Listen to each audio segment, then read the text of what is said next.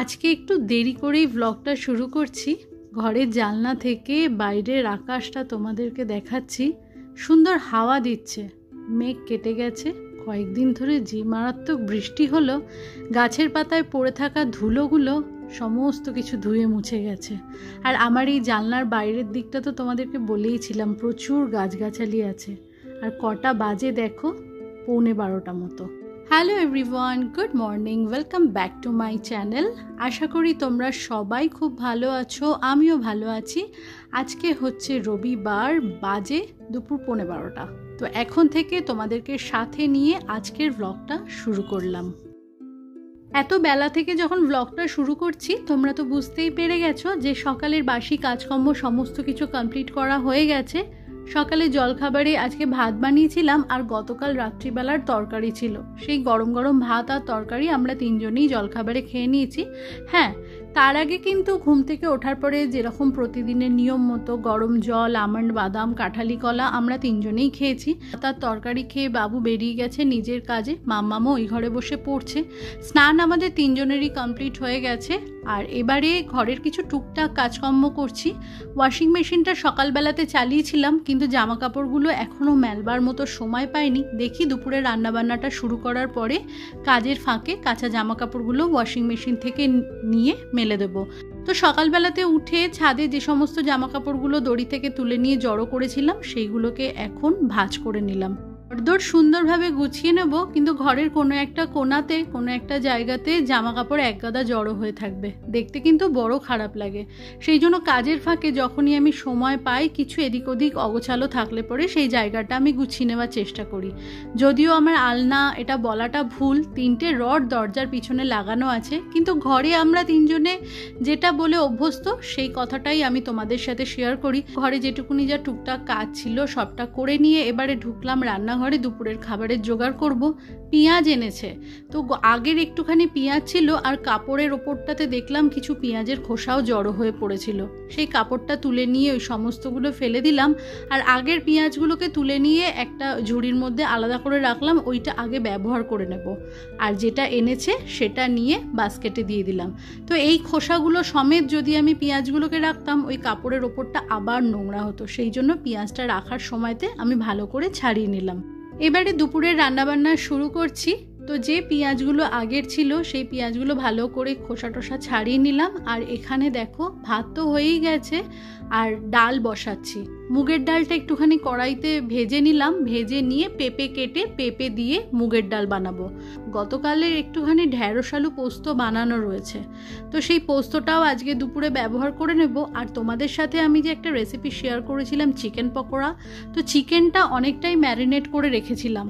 কিছুটা তো পকোড়া খাওয়া হয়েছে, আর বাকি যে চিকেনটা সেটা আমি একটু ভেজে নিয়ে ফ্রিজে রেখে দিয়েছিলাম। সেই চিকেনটা বের করে নিয়ে আজকে গ্রেভি বানিয়ে নেব। ব্যাস, এটাই হয়ে যাবে। আর একটু ডাল ভাজা আর এই চিকেনটা।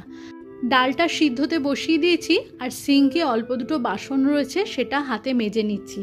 আমি জানি এগুলো ডিশওয়াশারে দিয়ে দিলেও হতো।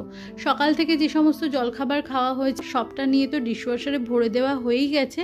তো ভাবলাম এইগুলো তো হাতে হালকা আছে, একটুখানি মেজে নিলে কোনো অসুবিধা হবে না, কারণ সারাদিনের শেষে কিন্তু আমাদের তিনজনের অনেক কটা বাসনই হয়ে যায়। তারপরে রাত্রিবেলায় রুটি করি, চাকি, বেলুন সব কিছুই থাকে।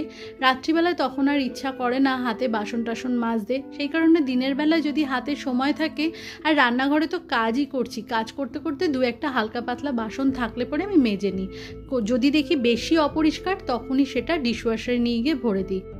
কোনো কিছুতে ঢাকা দেওয়ার জন্য যে প্লেটগুলো ব্যবহার করি, বা কোনো সসপ্যানের ঢাকনা ব্যবহার করি, বা এই যে ডেকচিটা ভাজলাম, সেই ডেকচির মধ্যে আমি পেঁপে ডুমো করে কেটে ওর মধ্যে রেখেছিলাম, সেটা আমি খালি কোনো কিছুই রাখি না, জল দিয়ে ধুয়ে ওরকমভাবে রাখি না। যেটাই হোক না কেন, এরকম হালকা বাসনও আমি একবার স্কচ ব্রাইট দিয়ে ধুয়ে নিয়ে তারপরে রাখি। তো এই সমস্ত বাসনগুলো তো ডিশওয়াশারে দেওয়ার কোনো মানে হয় না, তাই না? সকালবেলাতে লঙ্কা আনতে বলেছিলাম, কাঁচা লঙ্কা বাড়ন্ত ছিল, সেই কাঁচা লঙ্কাটা এনে দিয়ে ধুয়ে নিয়ে জল ঝরাবার জন্য রেখে দিলাম। বাইরে খুব একটা রোদের তেজ নেই। আজকে ভেবেছি ডালের সাথে একটুখানি ওই ঝুড়ি আলু ভাজা বানাবো।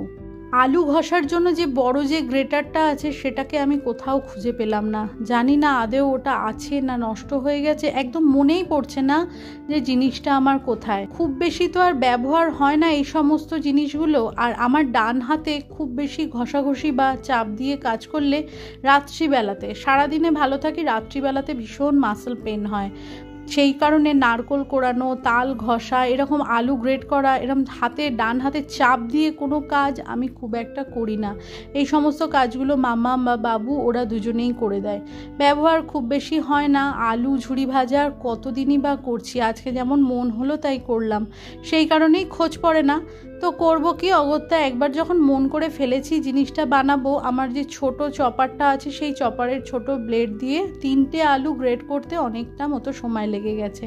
ছোট জায়গা তো ঘষতে একটু সময় লাগে। এখানে দেখো আমার ডালটা বানানো হয়ে গেছে, কড়াইটা মেজে ঘষে পরিষ্কার করে নিয়ে সাদা তেল দিয়ে দিলাম। তো সাদা তেল দেওয়ার পরে আর এই আলুটাকে ঘষে নিয়ে ভালো করে ধুয়ে আমি জল ঝরাতে দিয়ে দিয়েছি। তারপরে বাকি যেটুকুনি জল ছিল নিংড়ে নিংড়ে তুলে নিয়েছি, একদম ঝুরঝুরে আলুটা হয়ে গেছে। তেলের মধ্যে শুকনো লঙ্কা দিয়ে একটুখানি কাঁচা বাদাম ছিল, সেই বাদাম ভালো করে ভেজে নেব, ভেজে তুলে নেব। নেওয়ার পরে একটু কারি পাতা আছে, কারি পাতা ভেজে নিয়ে আলুগুলোকে ভাজবো। খেতে কিন্তু বেশ সুস্বাদু হয়। এর মধ্যে যদি একটু চিড়ে ভেজে মিশিয়ে দেওয়া হয় তাহলে কিন্তু আরোই ভালো লাগে। চিড়েটা আর মেশাইনি, 3টে আলুর করেছি, একবেলাতেই আমাদের উঠে যাবে। 3টে আলু ভাজলে পরে অল্পই হয়ে যাবে, যেটা আমাদের 3 জনের একবেলার মতোই। এরকম ঝুড়ি আলু ভাজতে গেলে জিনিসটা খেয়াল করতে লাগে এটাই যে আলুটা যখন তেলের মধ্যে দিচ্ছি তার মধ্যে যেন একটু জল না থাকে, ভালো করে জলটাকে ঝরিয়ে ঝুরঝুরে করে নিয়ে তবেই তেলের মধ্যে দিতে লাগে। আর একটু সময় বেশি লাগে, দাঁড়িয়ে দাঁড়িয়ে একটু সময় নিয়ে কখনো ফ্লেম বাড়িয়ে কখনো ফ্লেম কমিয়ে নিয়ে ভাজতে লাগে। ফ্লেমটা যদি অনেকটা বেড়ে যায় তাহলেই পুড়ে যাবে।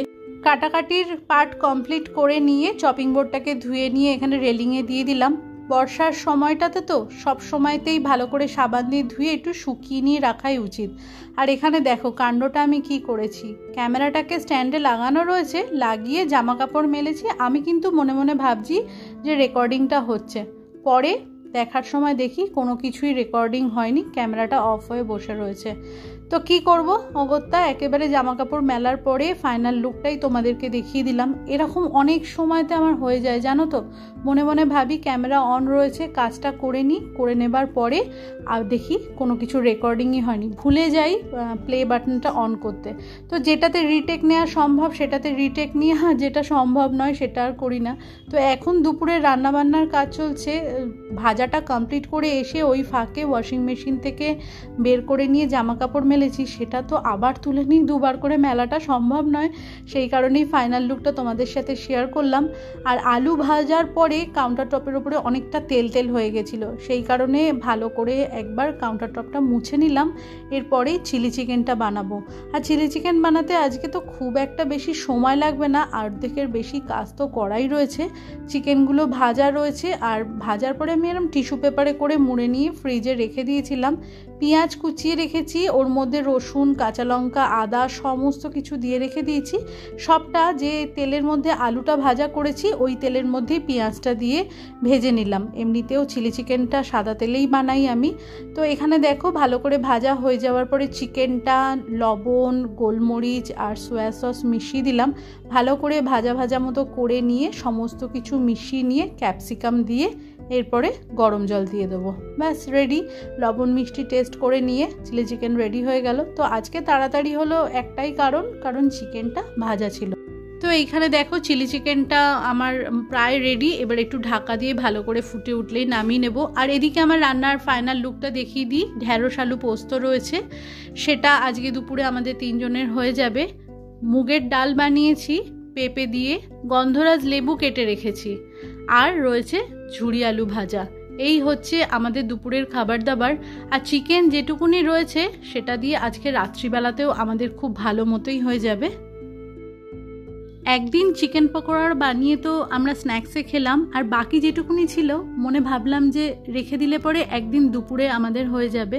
তো নিজের সংসারে সাশ্রয়ের চিন্তাটা তো নিজেকেই করতে লাগে, তাই না?